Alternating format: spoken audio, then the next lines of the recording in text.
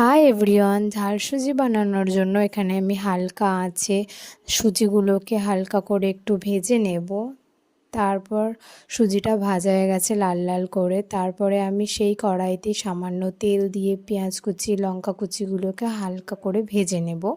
তারপর গ্রেট করে রাখা গাজরগুলো দিয়ে হালকা করে ভেজে নেব।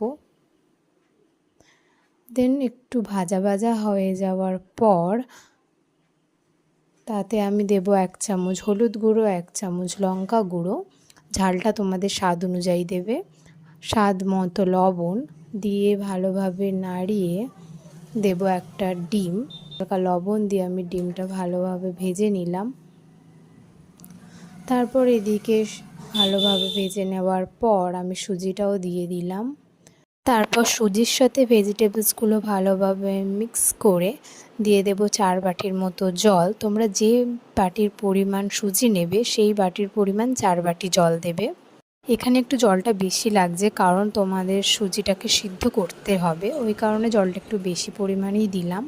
তারপর সুজিটা সিদ্ধ হয়ে গেছে, এখন জলটা পুরোপুরি মরে গেছে। তারপর দিলাম স্বাদ মতো লবণ, লঙ্কা গুঁড়ো, তোমরা এখানে চেখে তারপরে দেবে, আমরা একটু কম হয়েছিল বলে আমি দিয়েছিলাম।